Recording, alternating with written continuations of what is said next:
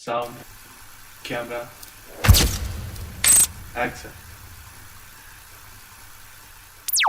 Emang AI bisa menggantikan manusia? Nah, kemunculan artificial intelligence atau biasa orang-orang sebut sebagai AI merupakan sebuah fenomena di mana teknologi sudah maju dan di mana teknologi bisa membantu kita sebagai manusia mengerjakan sesuatu seperti mengerjakan tugas, bahkan untuk hiburan pun AI bisa membantu kita. Globalisasi mengantarkan Indonesia ke era digital dengan pesatnya perkembangan teknologi, terutama media sosial dan kecerdasan buatan atau AI. Laporan data Reportal 2023 mencatat bahwa terdapat 212 juta pengguna internet, 167 juta pengguna media sosial, dan 353 juta sambungan seluler aktif di Indonesia. Survei Mitel.com menunjukkan bahwa antusiasme tinggi Indonesia terhadap AI menduduki peringkat keempat. Contohnya, banyak siswa dan mahasiswa menggunakan ChatGPT untuk tugas. Seringkali tanpa verifikasi karena dianggap sudah akurat. Nah, kemarin sempat nih ada tren yang dimana ilustrasi Ghibli Studio yang udah mendunia dan semua orang pasti tahu menjadi sebuah tren yang dimana foto kamu, foto kita bisa dijadikan seperti Studio Ghibli, ilustrasi Studio Ghibli. Nah, itu membuatnya tidak lain tidak bukan menggunakan AI atau ChatGPT. Jadi kamu hanya memasukkan foto dan membuat prompt seperti ubah foto ini menjadi ilustrasi Studio Ghibli dan kamu akan langsung mendapatkannya. Nah, tren ini benar-benar booming banget di semua sosial media, di TikTok, di Twitter atau X, nah, bahkan di Instagram. Tren seperti itu membuat beberapa orang itu tidak begitu menyukai, sehingga menjadi sebuah tren yang kontroversi. Terutama untuk orang-orang seperti ilustrator, orang yang mempunyai hobi gambar, itu menuai pendapatnya mengenai tren itu. Camera, action.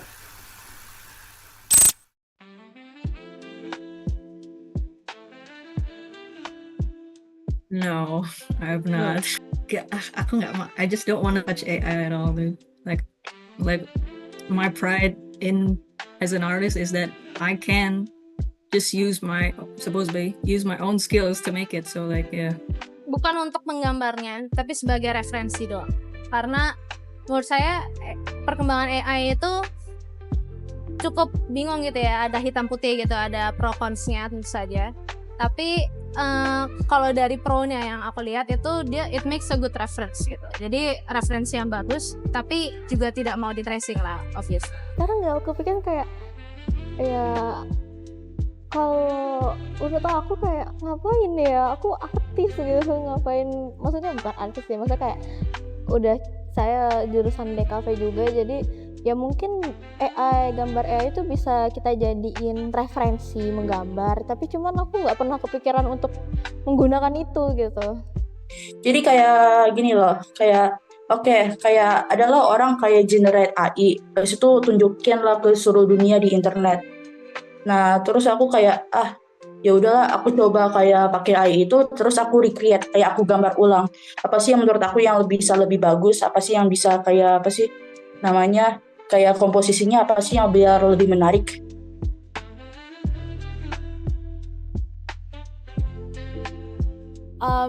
Aku nggak setuju ya sama AI, karena kayak itu kayak karya orang lain, terus karya orang lain itu digabungkan menjadi karya satu, tapi itu masih kayak karya lain gitu loh, karena itu nggak ada originalitasnya gitu di dalamnya. Kita para seniman ini kan, kita gambar itu kan juga salah satu cara kita mencari penghasilan.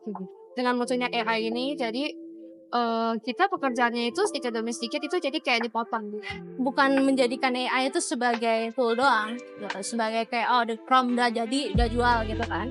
Tapi gimana caranya dia tuh bisa ya tadi kayak misalnya jadiin referensi lah, atau memanipulasinya dengan baik, dimana kita tuh bukan AI yang lebih gede dari kita, tapi kita itu yang ngontrol AI-nya gimana caranya.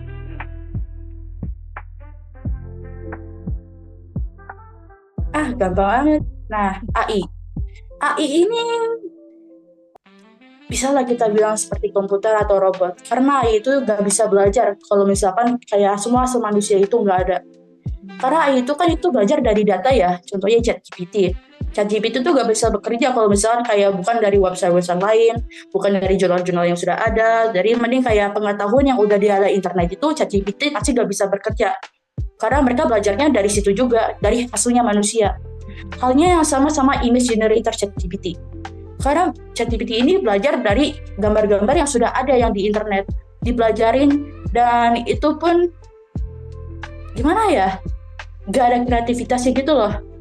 AI itu pertama dia itu kan robot itu kan nggak ada perasaan, manusia ada. Nah manusia itu dia menuangkan perasaannya itu ke dalam seninya.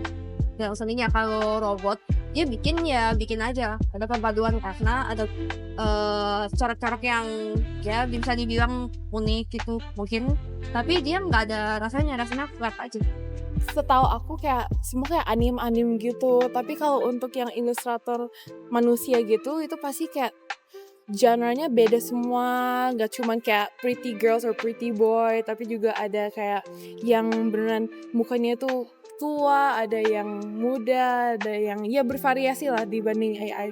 So maksudnya adalah kayak seni itu munculnya dari kayak orang gitu. Orang mikir kayak, oh that looks cool, I'm gonna draw that. It's like dari apa? It's not like an inherent human like need for survival or whatever. It's just like, you know, yaudah aja, you merasa something is nice and it's cool, and you just do it because you're human, you have an imagination, you use that imagination to create something. The thought process to like place things in a drawing that is human made is what makes it inherently human.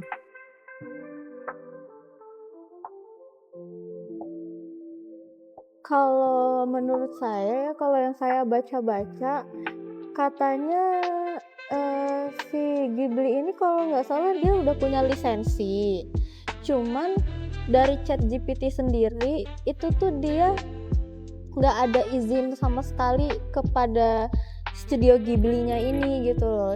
Jadi ya jatuhnya jadi menggunakan karya orang lain tanpa izin, itu melanggar sih kalau menurut aku, juga nggak bagus. Jadi banyak orang juga yang bilang untuk menyuruh studio Ghibli menuntut ChatGPT gitu sih. Nah itu kayak bener-bener disrespectful banget sih menurut aku.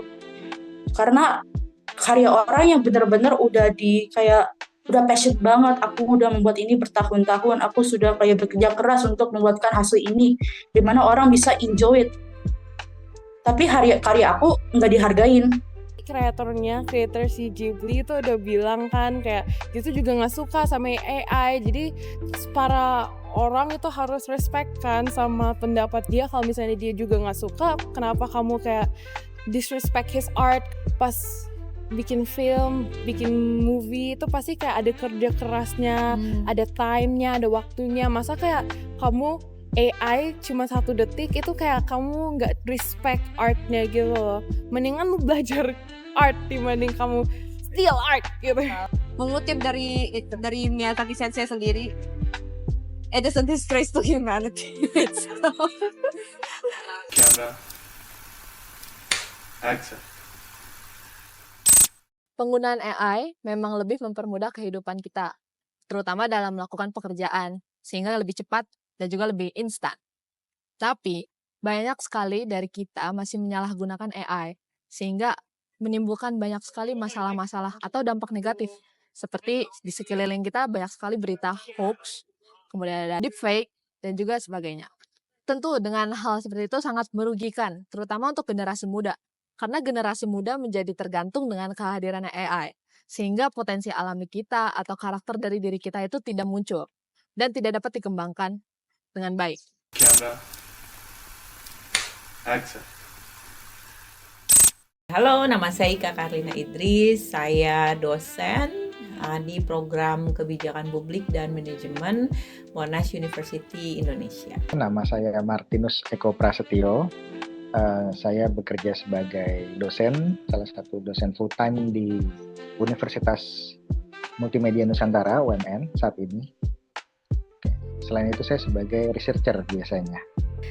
Kemudian langsung saja ke pertanyaan ya. Mm-mm. Kan AI itu banyak jenisnya ya. Dan pada kesempatan ini kami ingin membahas tentang AI image generator secara spesifik. Sebenarnya AI image generator ini cara bekerjanya seperti apa ya? Karena dari yang saya tahu, AI image generator ini mengambil bagian-bagian dari gambar lain yang sudah ada internet, kemudian diolah menjadi suatu gambar yang baru. Apakah itu benar? Mm-mm. Ya, jadi memang cara kerjanya adalah kalau AI generator itu kan di mana-mana dia butuh data untuk train dia, untuk dilatih mengenali pattern-pattern dari situ sehingga nanti dia bisa menghasilkan data dia sendiri kan. Kalau dia dilatih dengan teks ya hasilnya teks, kalau dilatih dengan gambar ya hasilnya gambar, dilatih dengan musik atau suara ya bisa juga hasilnya itu. Begitu kira-kira cara kerjanya. Sebagai dosen DKV, apakah pernah menggunakan AI untuk kegiatan ajar mengajar di kampus? Oke, kebetulan kalau di DKV sendiri penggunaan AI itu termasuk yang disesuaikan ya. Ada mata kuliah yang boleh menggunakan, ada juga mata kuliah yang tidak boleh menggunakan AI. Jadi karena memang di DKV sendiri kita kan membentuknya melalui fundamental ya. Semua harus based on pemahaman fundamental terlebih dahulu gitu. Cuma memang kalau untuk kebutuhan DKV sendiri di industri sendiri itu memang sangat-sangat diperlukan ya. AI ini juga memang harus dipelajari, cuma dengan syarat dan ketentuan yang mungkin secara etiknya itu harus jelas juga gitu, Venere. Baik, jadi penggunaannya itu ada alasan tersendiri begitu ya? Betul, ada alasannya juga. Gitu. Jadi sebetulnya menggunakan AI sendiri itu boleh-boleh saja, cuma memang pemahaman tentang fundamental dan skill secara individunya juga harus seimbang ya, balance gitu. Jadi dari yang ChatGPT, yang Ghibli Studio itu banyak sekali orang mengatakan bahwa itu termasuk pelanggaran hak cipta dan plagiarisme. Apakah itu benar? Oh, yang studio Ghibli ini ya, Ghibli ya? Iya, Pak. Oke, Hayao Miyazaki ya. Oke. Ini sebetulnya tergantung ya perspektifnya dari sudut pandang mana ya. Tapi kalau dari saya pribadi, mungkin sudut pandang saya pribadi adalah memang secara etika itu sangat-sangat melanggar ya. Tidak patut lah gitu. Cuma memang pada saat itu kan kita dengan kondisi contohnya ChatGPT ya. ChatGPT itu kan juga termasuk sebuah fenomena baru juga ya dalam beberapa tahun terakhir ini dan banyak dimanfaatkan, penggunanya pun juga luar biasa banyak juga. Nah, kita ngomongin non-designer sekarang. Kalau mungkin dari kita yang teman-teman desainer atau teman-teman yang di DKV itu mungkin lebih paham dan mengerti mengenai etik ya, setidaknya tahu lah kapan kita tidak boleh, kapan kita boleh menggunakan AI seperti itu. Harusnya seperti itu. Saya bukan pakar di bidang hukum ya, tapi kalau kita lihat kan sebenarnya apakah itu mau disalahkan ke individu pemakainya gitu ya, atau kita mau melimpahkan tanggung jawabnya harusnya ke pengembang AI-nya gitu. Dia kalau nggak salah saya baca kreator Ghibli sendiri sampai speak up kan bahwa kayak dia sangat kecewa apa yang terjadi dengan itu. Berarti kan gambar-gambar dia banyak dipakai tanpa ada izinnya kan. Sekarang kan kayak gitu ya, perusahaan-perusahaan AI itu pengembang AI itu mereka isunya adalah mereka men-train AI-nya dengan mendapatkan data dengan cara yang tidak etis kan, misalnya mencuri data itu kejadian kan di website berita itu kan banyak banget kan tulisan-tulisan itu di website di crawling tanpa izin gitu. Itu kan sebenarnya jatuhnya mencuri barang untuk melatih AI generatornya itu ya. Nanti secara etika salah ya begitu ya untuk ya jadi kalau etika tuh kan ketika berbicara tentang etika kan ada misalnya transparansi. Apakah dia transparan mengumpulkan datanya gitu? Karena banyak yang crawling diam-diam kan, nggak bilang-bilang, tahu-tahu dikumpulin datanya gitu. Kedua, kalau kita berbicara tentang etika kan kita berbicara tentang apakah itu menimbulkan harm untuk orang lain. Itu kan tentu akan merugikan si senimannya itu sendiri kan, karena barangkali ada nilai ekonomi yang bisa dihasilkan, tapi dengan adanya generator AI itu jadinya keuntungan ekonomi yang harusnya buat dia malah jadi enggak gitu. Apa salah begitu ya untuk dikomersialkan gitu? Sebenarnya dikomersialkan nggak apa-apa. Masalahnya adalah ada nggak kesepakatan antara seniman sama, kan kemarin tuh bahkan jauh sebelum Studio Ghibli itu kan sudah banyak seniman-seniman yang sebenarnya menggugat secara kolektif ke company yang mengembangkan AI generator kan, karena mereka ngerasa kayak kok kita main diambil aja sih karya kita, kok nggak ada, harusnya kan itu ada itu kan property right ya, harusnya kan ada nih timbal balik lah gitu. Kalau diambil nggak bilang-bilang kan namanya mencuri dong. Dan bicara soal etika orang awam gitu ya, kan udah banyak banget yang, apalagi itu tuh komersial kan, banyak banget yang bikin tentang AI gitu. Bikin image generate AI gitu. Dan itu tuh ada yang bilang bisa mengancam pekerjaan ilustrator gitu. Jadi bisa menggantikan manusia. Apakah benar itu bisa benar-benar menggantikan manusia ilustrator gitu? Oke, ini balik lagi perspektif. Tapi kalau saya yang ditanya, perspektif saya, iya bisa saja. Cuma balik lagi ke orangnya lagi nih, si ilustratornya atau si desainernya. Gimana cara dia membawa diri dia gitu. Nah, kalau misalnya AI akan mengancam pekerjaan ilustrator tadi, atau pekerjaan yang berhubungan dengan visual ilustrasi yang diketik dengan AI lalu jadi gitu, ya itu bisa jadi seperti itu, karena itu sebuah ancaman ya. Cuma kalau misalnya si ilustratornya itu mengubah ini menjadi sudut pandang yang lebih positif, misalnya memanfaatkan AI dalam perancangan tadi yang saya bilang di awal, terus dia mempelajari AI lebih dalam dan menggunakan AI bukan sekedar tools tapi sebagai partner dalam bekerja. Nah, itu bisa memperbaiki efisiensi waktu gitu, bisa mempercepat. Contoh, misalnya AI digunakan untuk membuat referensi yang lebih banyak. Karena kan kemampuan berpikir ide yang setiap hari si ilustrator ini kan pasti kan kadang-kadang ada namanya dia stuck ya gitu. Nah, bisa jadi AI sebagai kolaborasi tadi itu bisa membantu dia gitu, referensi yang lebih banyak gitu. Contoh ya seperti itu. Atau mungkin rancangannya dia membuat sebuah waktu sampai 20 jam, tapi ketika menggunakan AI referensi tadi atau membuatkan digital imaging untuk itu jadi efisiensi waktunya lebih cepat gitu. Mungkin dari 20 jam bisa jadi cuma 7 jam atau 10 jam setengahnya. Itu bisa. Karena yang di industri teman-teman saya lakukan juga menggunakan sebagai tools, tapi sudah dalam tahap sebagai partner. Begitu, Venerin. Jadi gini, mungkin kalau cuma sebatas meniru gaya gitu ya, ya sekarang sudah gitu ya. Tapi kalau untuk membuat sesuai yang ada di imajinasi kita atau prompt kita ada, sekarang masih jelek sebenarnya. Tapi apakah akan menggantikan manusia? Mungkin menggantikan level-level ilustrator, iya. Pekerja ilustrator, fotografer, videografer bahkan gitu ya, kan udah ada yang bisa bikin video pakai AI gitu. Mungkin iya, tapi untuk menggantikan arts atau seni, menurut saya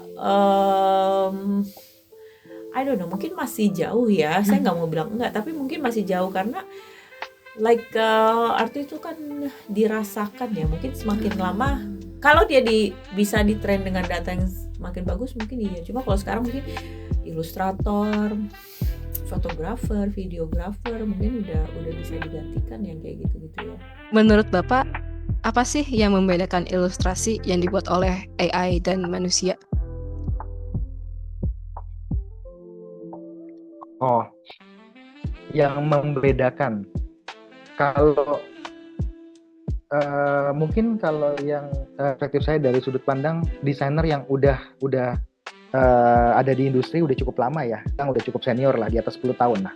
Artinya dia punya pengalaman yang lebih banyak ketimbang yang masih baru. Dan jangankan membedakan karya AI gitu, bisa aja yang punya original punya dia atau si orang tersebut dengan orang lain itu dia bisa biasanya. Kenapa? Karena mata kita tuh biasanya terlatih dengan visual juga. Mereka itu terlatih dengan visual. Artinya gini, udah terlalu banyak melihat referensi mungkin selama lebih dari 10 tahun, akhirnya tuh bisa melihat detail kecil. Contoh, kita balik lagi kepada siapa pembuatnya. Misalnya Venere nih, anggaplah Venere sebagai desainer ya. Terus Venere menggunakan ChatGPT, menggunakan AI. Tapi Venere nggak cerita ke saya, tapi kamu bilang ini karya saya Pak. Nah, saya mungkin bisa tahu. Kenapa bisa tahu? Karena saya tahu karakter gaya kamu dari awal gitu. Kalau saya udah kenal kamu, saya biasanya tahu dari portofolio kamu, gaya kamu, kok tiba-tiba beda gitu. Kamu pakai AI ya Venere pasti ya.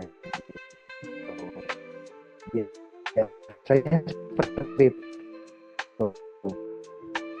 Tadi yang biasanya tuh kita tuh karena kita yang cukup baik, karena karakter tarikan garis, kalau di ilus ya patternnya, apapun gitu, detail editing, digital imagingnya. Nah, itulah yang saya bilang kenapa fundamental itu penting. Artinya akhirnya kita jadi mengerti mana yang AI, mana yang enggak. Biasanya tuh kita nggak bisa ngejudge kalau AI itu, oh ini dia pakai AI langsung, enggak. Tapi kita mencurigai biasanya. Ini kayak deh, karena bukan gaya dia, makanya kita tes dulu nih dengan AI detektor tadi. Nah, ternyata kalau sih akan kelihatan gitu. Nah, biasanya mahasiswa tuh kita temuin banget kok, maksudnya nggak sedikit yang melakukan hal kayak gitu misalnya di beberapa kampus gitu. Ini kayaknya bukan gaya dia nih, bukan gaya style, kok tiba-tiba dia bisa sebagus itu gitu. Padahal prosesnya kita tahu banget ketika dia berkuliah, dia belum sampai di level itu tapi kok bisa seperti itu. Cuma secara spesifik untuk membedakan itu biasanya based on pengalaman kita ya, experience-nya. Based on experience-nya si desainer biasanya tahu, ngerti. Mungkin gitu. Terus kalau kita pakai AI, kalau prompt-nya biasanya cuma singkat dan ngaco ya, tidak tepat, tidak mempelajari lebih lanjut, itu biasanya ada detail-detail kayak misalnya kalau di fotografi digital imagingin nanti tangannya harusnya jarinya 5 ntar jadi 3, proporsi kepalanya mungkin nggak proporsional misalnya, itu kelihatan banget. Nah, dari mana cara kita mengukur itu, melihatnya adalah dari pengalaman tadi gitu. Jadi nggak bisa dibilang karakteristik itu bisa ditentukan atau dilihat dari visual aja, tapi biasanya setiap desainer tuh punya pengalaman yang beda-beda. Pengalaman itu yang ngebentuk kita tuh jadi tahu ini kayaknya bukan karya dia, ini bukan karya dengan style dia yang biasanya dia bikin gitu. Nah, biasanya pengalaman itu yang biasanya kita melihat dari sisi visual. Tapi indikatornya banyak ya, bisa dari warna, komposisi, tarikan garis yang tadi saya bilang, atau mungkin dari gerakan gesturnya seperti apa, atau mungkin bisa juga dari gridnya. Ada banyak hal yang bisa sebenarnya kalau dijelasin satu ini akan panjang banget nih gitu Venere. Mungkin seperti itu. Tapi kalau dengan begitu, apakah manusia ilustrator sekarang itu harus tahu cara menggunakan AI? Menurut saya ya why not, karena itu akan mempermudah ini dia aja ya, mempermudah aja, lebih mungkin bekerja lebih efisien gitu. Tapi kalau itu tetap harus diolah lagi begitu? Mungkin punya keahlian bikin promptnya ya, karena kita kemarin coba berkali-kali tuh, akhirnya kita kayaknya kalau prompt yang kayak gini baru hasilnya bagus. Tapi kalau orang nggak bisa, kan membuat prompt AI itu keahlian tersendiri juga kan, gitu. Gitu sih menurut saya. Jadi sebenarnya sama ini yang menurut saya dia belum terlalu bisa tuh ketika dia gambarnya itu melibatkan manusia karena detail-detailnya. Tapi kalau kita lihat video-video disinformasi aja itu kan udah banyak banget kan macam-macam. Tapi ketika itu kayak to be like more realistik gitu ya, itu kayaknya masih perlu banyak data ya AI-nya ya. Jadi untuk prompter gitu bisa dibilang sebagai ilustrator gitu. Enggak, maksudnya nggak semua ilustrator juga kan bisa bikin prompt yang bagus kan. Malah kadang-kadang yang bisa bikin prompt yang bagus orang-orang yang nggak pernah belajar ilmu ilustrasi gitu kan, tapi dia tahu gimana cara menguasai. Jadi menurut saya kalau perlu belajar sih perlu, karena kan gini, nggak semuanya juga pekerjaan ilustrator itu kan membutuhkan tenaga, energi dan pikiran dia yang sama banyaknya kan. Kayak kita lah nulis gitu kan, dosen kadang-kadang ada yang cuma kayak oke, nulis ini sejam kelar, tapi ada juga yang kita harus nulis berminggu-minggu baru kelar gitu. Nah menurut saya kalau untuk ilustrator bisa menguasai AI, mungkin kalau hal-hal yang nggak terlalu membutuhkan ide-ide baru, kreativitas gitu ya, mungkin cuma bikin pamflet gitu kan, pasti bisa. Tapi ketika dia harus mengilustrasikan data, dia harus mengilustrasikan gambaran perkotaan gitu, mungkin itu akan lebih butuh waktu lama. Dan kalau emang dia bisa belajar itu, terus dia bisa mengerjakan yang lebih mudah, lebih cepat, why not gitu. Oh, nggak terasa udah terakhir. Sebenarnya, nah yang terakhir nih ya, sebenarnya apakah AI dibuat untuk menjadi manusia atau menjadi alat bantu manusia? Sebenarnya kan gini, kalau kita bilang teknologi itu kan sebenarnya untuk membantu manusia kan. Kenapa kecerdasan buatan? Karena kita mungkin butuh sesuatu yang lebih efisien, lebih cepat gitu. Tapi kalau untuk menggantikan manusia, barangkali bukan itu tujuan awalnya gitu ya. Tapi kalau kita lihat kan sekarang banyak manusia yang merasa AI bisa menggantikan manusia lain gitu kan. Ada kan kasus-kasus curhat ke AI. Terus ada juga kan platform AI yang ternyata bisa bikin cari pasangan di situ, ngobrol dengan AI, and they feel like it's really like attached, mungkin bisa membantu menggantikan manusia lain dalam aspek emosionalnya ya. Jadi menurut saya tujuannya mungkin bukan untuk menggantikan manusia, tapi untuk membantu manusia. Tapi dalam penggunaannya kan tiap manusia berbeda, punya kebutuhan yang berbeda, punya interaksi yang berbeda. So it really depends on how you're gonna use the technology. Jadi kembali lagi ke diri sendiri ya, untuk kebijakan menggunakan AI itu bagi. And then what apa sih kebutuhannya? Saya sendiri belum pernah curhat ke AI, tapi kalau saya baca kan banyak ya, dan itu mulai makin banyak, dan sekarang pun beberapa peneliti juga udah mulai membuat apa yang namanya affective AI, AI yang bisa merasakan emosi, AI yang lebih bisa merasakan nuance emosi, lebih berempati gitu. Itu udah mulai juga diciptakan. Makanya kan banyak kan AI yang bikin pertemanan di situ. Apa namanya? Saya lupa tuh apa AI itu, ada aplikasi yang Camera. Action.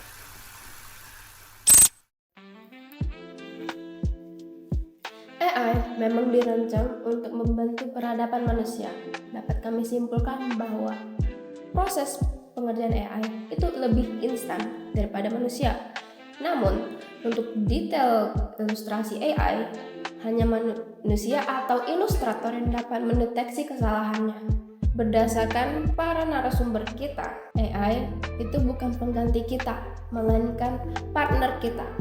AI hanya sebatas membantu kita untuk mengefisiensikan pengerjaan kita.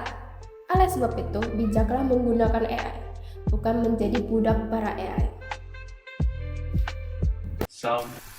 Camera. Action.